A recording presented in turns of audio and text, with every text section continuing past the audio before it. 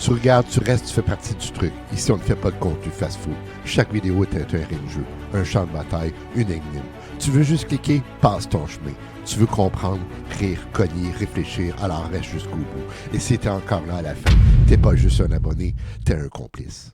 Bonjour, bienvenue à Gilles de Presse, la seule chaîne où on représente la politique, l'actualité politique sur un contenu éditorial, sans filtre, avec humour. Je me suis demandé en tant qu'occidental comment devait vivre un Russe, donc la population russe, sous le régime de Vladimir Poutine en 2025.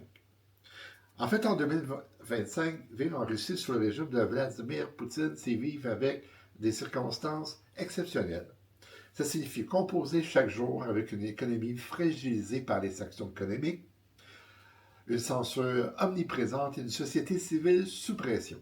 Entre inflation, surveillance numérique et départ massif vers l'étranger, le quotidien des Russes révèle les contradictions d'un pays qui affiche puissance mais impose le contrôle à l'intérieur même de son pays. Dans cette vidéo, vous découvrez la réalité de la vie en Russie en 2025 entre peur, adaptation et résilience. En fait, en 2025, la Russie vit sous un régime marqué par la guerre, les sanctions et une répression accrue. Derrière les discours officiels de résilience, le quotidien des Russes est fait de contrastes.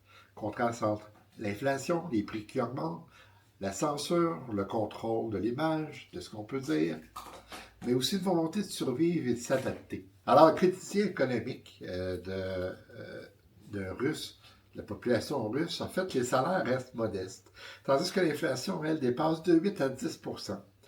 Les prix des biens de consommation courante augmentent et les sanctions occidentales compliquent l'accès aux produits importés.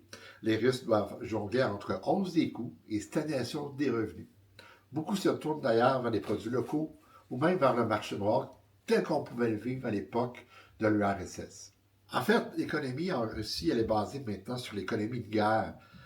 L'économie de Russie est désormais militarisée. Les dépenses de défense absorbent une part incroissante du budget au détriment des services publics. Les pénuries de main-d'œuvre et la baisse des revenus pétroliers fragilisent encore plus le quotidien. Pour beaucoup, travailler signifie participer indirectement à l'effort de guerre russe. Et qu'en est-il de la liberté d'expression et de la censure en Russie? La liberté d'expression est sévèrement limitée. Les nouvelles lois renforcent la censure d'Internet et punissent la recherche de contenus jugés extrémistes. WhatsApp, Telegram et d'autres plateformes sont restreintes. Les médias indépendants sont réduits au silence. Dans ce climat, parler librement devient un risque quotidien. D'ailleurs, les médias sont contrôlés essentiellement par le parti de Vladimir Poutine. Qu'en est-il de la société civile et de la répression? Alors, la société civile vit sous pression.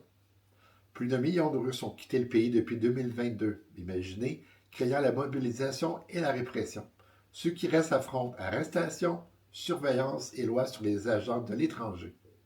La peur est omniprésente, mais les proches de résistance subsistent, souvent discrètes et clandestines. Et finalement, est-ce que les Russes, en 2025, ont droit à une vie sociale et culturelle? En fait, malgré tout, la vie continue. Les Russes se retrouvent dans les cafés, les marchés, les parcs. La culture underground prospère, offrant un espace de liberté relative. Mais chaque activité est surveillée. Chaque parole peut être interprétée comme une distance contre le régime. Le quotidien est une négociation permanente entre adaptation et résistance. Finalement, en conclusion, en 2025, vivre en Russie sous Poutine s'est composé avec une économie de guerre, une inflation persistante, une censure omniprésente et une société civile muselée. Mais c'est aussi faire preuve de résilience, trouver des espaces de liberté et préserver une vie quotidienne malgré la pression. Le destin des Russes est celui d'un peuple qui survit entre peur et espoir. C'était Gilles Depresse. Merci.